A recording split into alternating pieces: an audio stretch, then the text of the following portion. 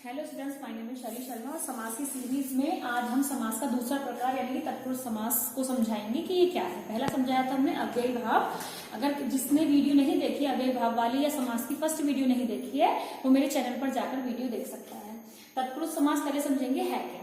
इस समास में क्या उत्तर पद। अब मैं आपको ये चीज ना जब समास समझा रही थी तभी क्लियर करा दिया था कि उत्तर पद और पूर्व पद क्या होते हैं। प्रथम वाले पद को यानी शुरुआत वाला जो शब्द है वो पूर्व पद है और पीछे वाले को उत्तर पद बोलते हैं। ठीक है, तो जैसे मैंने बोला यहाँ पर एक है राजकुमार, तो यहाँ पर समझना कि आगे वाला पद क्या होगा पूर्व पद और पीछे वाला पद क्या होगा उत्तर पद। तो यहाँ समझना कि इस समास में क्या है उत्तर पद प्रधान होता है यानी पीछे वाला पद प्रधान होगा। दोनों पदों के बीच का चिन्ह कारक चिन्ह लुप्त होता है। अब ये समझेंगे कारक चिन्ह है क्या। देखिए कोई भी जो वाक्य है, कोई भी सेंटेंस है, इंग्लिश में बोले तो सेंटेंस है और हिंदी में बोले तो वाक्य है। तो वाक्य में क्या है, सारे ही जो शब्द हैं आपस में एक दूसरे से जुड़े हुए हैं कहीं ना कहीं। अब वो जब जुड़े हुए तो हैं लेकिन उनको जोड़ने का काम कौन करता है, उनको जोड़ने का काम कारक करता है। और ये बात आपको ध्यान रखनी है कि तत्पुरुष में कारक की बहुत महत्वपूर्णता है और जो तत्पुरुष के प्रकार हैं वो क्या है कारक पर ही निर्भर है। इस चीज को ध्यान आपको रखना है, आगे याद भी कराएंगे कैसे कैसे इन्हें हम यूज करेंगे। आप समझे, इसे मैंने बताया उत्तर पद प्रधान। अव्ययी भाव में क्या था पूर्व पद प्रधान। ठीक है, वो किसमें था अव्ययी भाव में, लेकिन यहाँ पर क्या है ये तत्पुरुष में उत्तर पद यानी पीछे वाला पद प्रधान है। अब इसको हम कैसे समझेंगे।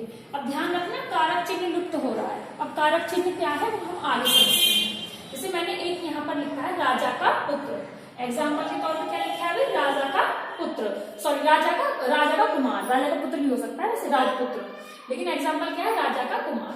तो यहाँ पर देखो अगर मैं इसका समास बनाती हूँ समास बनता है राजकुमार। अब यहाँ समझना ये वाला चिन्ह यानी का शब्द क्या है लुप्त हो रहा है, यही क्या है कारक है। ठीक है, अब आप कोई वाक्य बनाओगे तो वाक्य में भी तो यही चीजें रहती हैं कि जो भी यूज हो रहा है वह कनेक्ट करने के लिए, जोड़ने के लिए जो भी वाक्य कनेक्ट यूज हो रहा है वही क्या कहलाता है कारक कहलाता है। तो यहाँ पर का शब्द लुप्त है और समास क्या बन क्या है इसका राजकुमार। राजा का पुत्र भी हो सकता था ना, राजा का पुत्र, तो क्या कहलाता है यहाँ पर समास राजपुत्र। अब देखिए धर्म का ग्रंथ, अब यहाँ ध्यान देना इसमें भी क्या का शब्द है, का लुप्त हो रहा है तो क्या हुआ धर्म ग्रंथ। रचना को करने वाला कौन होता है रचनाकार, और यहाँ भी क्या है रचनाकार तो है लेकिन बाकी सारी चीजें यहाँ पर लुप्त हुई हैं। अब तत्पुरुष के हम प्रकार समझेंगे और इन्हीं से हम आगे समझेंगे किस किस में कौन कौन सा कारक है और कौन सा लोप होगा। और ध्यान रखें तत्पुरुष से सबसे ज्यादा एग्जाम में आता है, अव्ययी भाव उतना नहीं आएगा, तत्पुरुष 100% आता है। और आप किसी भी एग्जाम की प्रिपरेशन कर रहे हैं ना तो समास को 100% कीजिएगा प्लीज। और एक बात हमेशा ध्यान रखना, आप चाहे हिंदी का पोर्शन 20 मार्क्स का आए, चाहे 15 मार्क्स का आए, 30 का आए, लेकिन अपना जो हिंदी वाला पोर्शन है उसे 100% किया करो। क्योंकि आपको मैं बता दूं अगर मानो 30 नंबर का हिंदी का पोर्शन आता है तो आप उसमें 27 मार्क्स तक ला सकते हो। और सच बता रही हूँ अगर आप ग्रामर को ढंग से पढ़ लोगे ना तो ये आपको बहुत बड़ा बवाल भी नहीं लगेगा। कहते हैं कि समझ नहीं आता, तो बहुत बड़ी चीज नहीं है, इशू नहीं है, आप इजीली इसको समझ सकते हो। बस ये है कि ढंग से थोड़ा सा पढ़ना पड़ेगा। और अभी हम आपको संज्ञा, सर्वनाम, क्रिया, विशेषण ये सारी चीजें भी कराएंगे। ठीक है, अब हम समझेंगे तत्पुरुष के प्रकार क्या क्या हैं।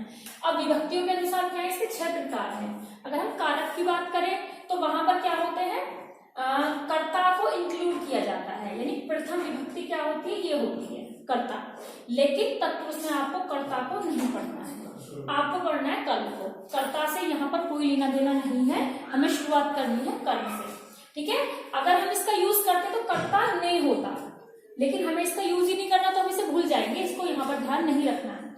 यहां से शुरू करेंगे कर्म को, करण से, संप्रदान के लिए, ठीक है, अपादान से, संबंध का, की, के, और अधिकरण में होता है में और पर। अब कुछ लोग ये सोच रहे होंगे जिन्होंने समास को बिल्कुल नहीं पढ़ा है कि ये है क्या बाबा समझ नहीं आ रहा, लेकिन अभी हम इसके एग्जाम्पल देंगे तो आपको बहुत अच्छे से समझ में आ जाएगा। कर्ता को तो बिल्कुल भूल जाना, तत्पुरुष में याद नहीं रखना। अब यहाँ पे शुरू कैसे होता है कर्म से शुरू होता है, तो कर्म क्या है द्वितीय विभक्ति कहलाएगा ये इसमें, या द्वितीय तत्पुरुष कहलाएगा। द्वितीय, और ये भी ध्यान रखो एग्जाम में जरूरी नहीं है कि वो कर्म दे दे कि कर्म तत्पुरुष का उदाहरण बताइए, वो ऐसे भी दे सकता है कि द्वितीय तत्पुरुष का उदाहरण दीजिए। तो ये क्या है, द्वितीय, तृतीय, चतुर्थ, पंचमी, षष्ठी और सप्तमी। ठीक है, वैसे टोटल कितने 1 2 3 4 5 6 है, तो यहाँ पर आप इसको छोड़ देंगे, प्रथम को द्वितीय, तृतीय, चतुर्थ, पंचमी, षष्ठी और सप्तमी, ये आपको ध्यान रखना है। अब समझोगे किस किस में क्या क्या लोप रहेगा। जैसे कर्म है तो कर्म में को शब्द नहीं आएगा, इसका लोप हो जाएगा। कर्ण में से शब्द का लोप होगा। संप्रदान में जो वाक्य शब्द बन रहा होगा उसमें के लिए शब्द नहीं आएगा। अपादान में से शब्द लोप हो जाता है। संबंध में का की के रहते हैं लेकिन ये लोप हो जाएंगे, मतलब इसको वहां पर नहीं पढ़ा जाएगा। अधिकरण में और पर लोप हो जाएगा, इसको भी नहीं पढ़ा जाएगा। अब इसके एग्जाम्पल देंगे कौन कौन से कहाँ पर लोप हो रहे हैं। देखिए यहाँ कर्म तत्पुरुष है, अभी मैंने बताया था कि कर्म में क्या है, को का लोप हो रहा है। ठीक है, कर्म में किसका है, को का। अब यहाँ ये जो भी इसके एग्जाम्पल हैं, जो भी इसके उदाहरण हैं, इन सभी में क्या है, को का लोप है। जैसे वहां पर आएगा आपके एग्जाम में गगनचुंबी लिखा हुआ है, गगनचुंबी लिखा हुआ है और वो कहेगी कौन से समास का उदाहरण है, तो आपको उसे विग्रह करके देख लेना है। ये तो हुए आपके विग्रह है और इधर वाले होंगे आपके समास। तो समास देगा आपको, विग्रह करने के लिए बोलेगा, तो आप देखना कि गगनचुंबी यानी गगन को चूमने वाला। तो यहाँ पर को शब्द अगर हम देखें तो इसका लोप है, वहां को शब्द लिखा हुआ थोड़ी है, लेकिन उसका मतलब क्या है, गगन को चूमने वाला। ऐसे यश को प्राप्त, यश प्राप्त, चिड़ियों को